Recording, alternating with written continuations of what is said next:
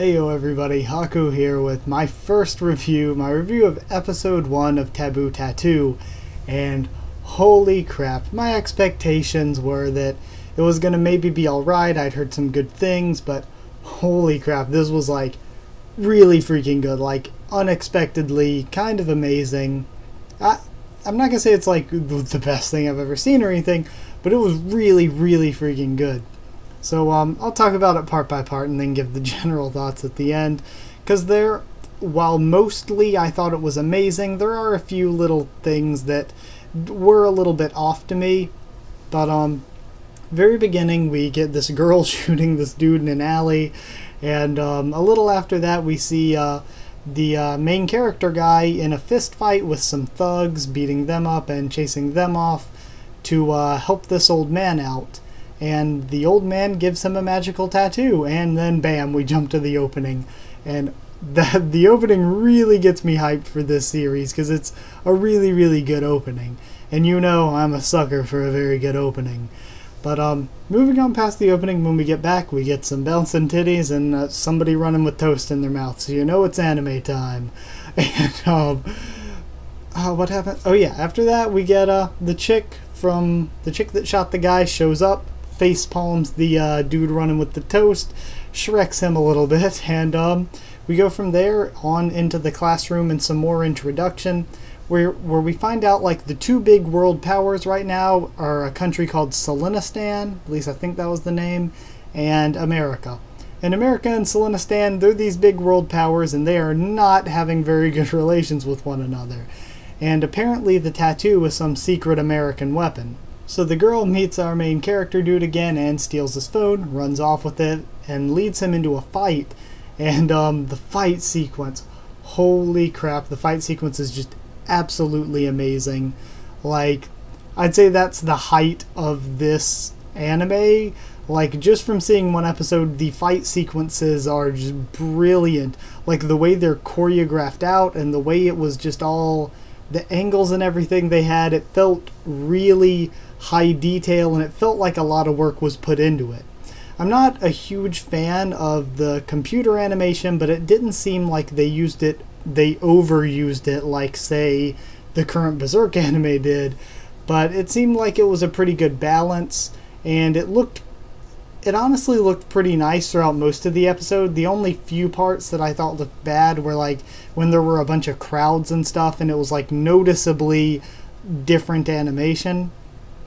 But the fight sequence was amazing, and the animation there was done incredibly well. Also the music there, and the music in the other fight sequences as well, where it's just this like sort of hard rock music. Like, I thought that was kind of an interesting choice that you don't hear that often, and I think it made the show feel like it had its own sort of style to it. It didn't feel like something that we've seen in a million other shows. So she tells him a bit about the tattoo. Apparently she's like supposed to be protecting American secrets or whatever. But apparently it has a trigger, so she's triggered.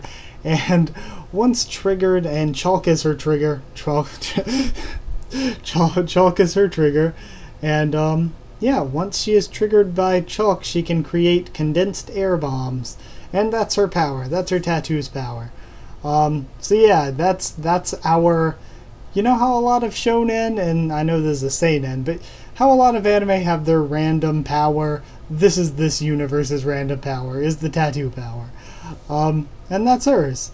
So from there, they just sort of split off again. We see him getting trained in martial arts by his grandfather, and some flashbacks of him from his past and what his dad said to him and stuff.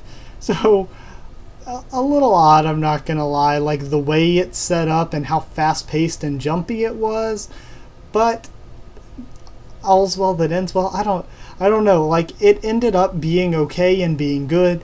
I just think they probably could have stretched this out and added a little bit more detail to it.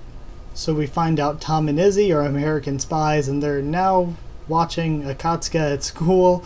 Akatsuka Seigi, I think that's his name. It takes me forever to remember names, but Tom is amazing. I freaking love Tom. And yeah, I lost it at that coffee scene. I could not maintain my composure anymore. The coffee scene was hilarious. I love that so much. Tom and Izzy are amazing. I love both of those characters already. And yeah, pretty much from there we get a montage of a couple days of Izzy just following the main characters around, and eventually Seigi confronts her. Akatsuka Seigi. Eventually he confronts her, and he admits that he's trying to figure out what his trigger is, how the power works. He wants to use this special superpower deal, and from there, actually, I think we jump straight into this dude beats up Tom and is running past him. So he takes down the dude, but then the dude gets triggered, and yeah, the dude gets triggered and activates his super strength power. We find out the dude is a what is he? He's like a mafia member from LA named again, his name Theodore Wilson, aka the Bear Teddy. Oh my, and like that was a hilarious scene too, where they were laughing about his mafia name being Bear Teddy, and they're like, the mafia really sucks at naming these days, doesn't it? So that was completely hilarious. And we get a really, really awesome fight. Like, again, the fight sequences were just freaking amazing. And going from the fight sequence, we have Seigi, or yeah, I'm just gonna call him Seigi, activating his, I guess, triggerless. I thought it was the blood that triggered it, but they said it was a triggerless tattoo, and his power is like Void something. I wrote it up. Void Maker. So yeah, Void Maker, really badass scene. Teddy gets torn apart, probably dead, and yeah, that's about where we end this one. And of course, we get a little fan service in the ending theme. But overall for this one, the fight I thought was amazing. I really loved the whole setup and the setting that it takes place in, the concept that they're going with here. I really love all of that. And I really love the music. The animation was really good, though I did say that the computer animation I wasn't a huge fan of. Just basically the story is what runs it at this point, and I really like the characters as well, especially Tom and Izzy, but I like the main character too. And the biggest problem that I had with it is that it was too jumpy and fast-paced. Like, there were a shit ton of weird jump cuts, and I feel like there were a lot of things that they just said, okay, here it is, no setup, we're not going to spend much time on it for you to care about it, we're just going to breeze through it super, super fast. And it might be because I'm used to the long-running shonen taking their time and putting a lot of detail into every little thing to drag it out, but this just, like, some parts of it felt like they were just skimming over things that they really should have paid a little more attention to. Like, the girl that was always going around with the main character, I don't know a thing about her at this point except that she follows him around a bunch and cooks for him and stuff. So, yeah, there are some things I think they skimmed a little, but overall it was a really amazing episode, and it really got my hype up because I was just really excited. I was like, I didn't think there was going to be anything like really, really good this season. And honestly, I haven't watched anything really, really good in a while.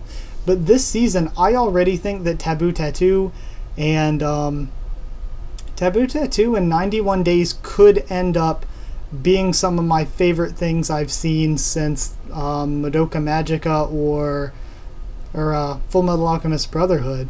Because, I mean, already both of them are shaping up to be something that I might like better than, say, Attack on Titan or Tokyo Ghoul.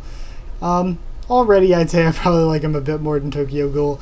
And I definitely think they both have potential to pass Attack on Titan. As things I've watched. And Kill la Kill as well. Kill la Kill and One Punch Man are probably going to be a lot harder for them to surpass than Attack on Titan. But I don't know. I see a lot of potential in both Taboo Tattoo and 91 Days. So since this was good, it had a ton of potential, and the episode was really freaking enjoyable, especially those fight sequences were just like mind-blowingly detailed. Like, I loved the choreography of it all. So for that, I'll give it 9.5 Bear Teddies out of 10. But yeah, the only reason I'm taking the 0.5 off is because I did think it was like weirdly jump cutty in a lot of places. So yeah, that was my thoughts on the very first episode. I really do hope you all liked it. So like the video if you did like it. Comment down there and tell me what you thought of my thoughts on the episode and what you thought of the episode itself. I really recommend you guys watch this if you're watching my review to figure out if you want to or not, because it's pretty impressive. I would recommend 91 Days even more, sadly, but both look amazing. I'd recommend both. I think they're both kind of like must-watches this season. Mononoke Hen, sadly, not a must-watch. If it's your thing, watch it. I will still be reviewing it, of course, but yeah, if it's your thing, watch it. If not, I completely understand, but I just think that 91 Days and Taboo Tattoo are like amazing. They're some of the, just from the first episode, they're some of the better things that I've seen in a while. Like, I'm already liking both more than Kiznaiver. No offense to Kiznaiver, because it was a really, really good anime, but yeah, I'm preferring Taboo Tattoo already. I got way off topic. So yeah, like, comment, subscribe, all that if you want to. Follow on Twitter if you want to as well. And I'll see you all next time.